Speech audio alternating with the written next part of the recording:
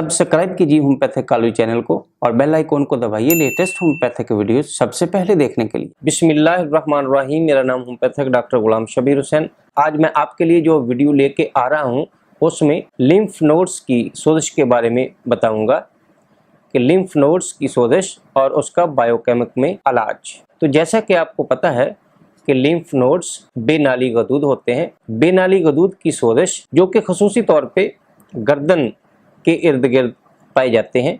बेनाली गदूद की बाज़ का सोजिश हो जाती है, उसमें तकलीफ़ हो जाती है, उसमें पीप आ जाती है और इसके साथ इन्फेक्शन हो जाती है, बुखार हो जाता है, बुखार के साथ सर्दी लगना शुरू हो जाती है।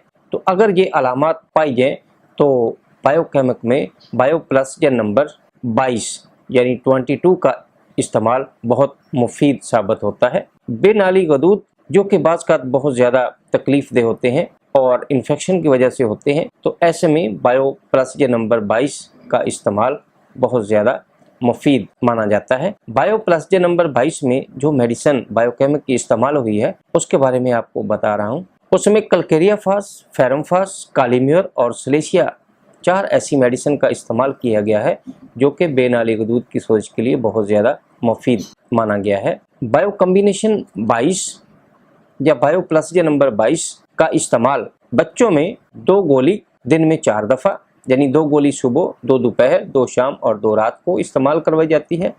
और अगर मरीज़ बड़ा है तो उसमें 4 गोली सुबह, 4 दोपहर और 4 शाम को इस्तेमाल कराई जाती है। बायोकेमिक यानी बायोप्लस नंबर 22 का इस्तेमाल बहुत जल्दी बेनाली गदूद की सोजिश, इन्फेक्शन और अगर उसमें पीप पड़ जाए तो उसके लिए बहुत ज़्यादा फ़ायदा देती है। अगर ये मेरी वीडियो आपको अच्छी लगे तो लाइक ज़रूर कीजिएगा। वस्सलाम।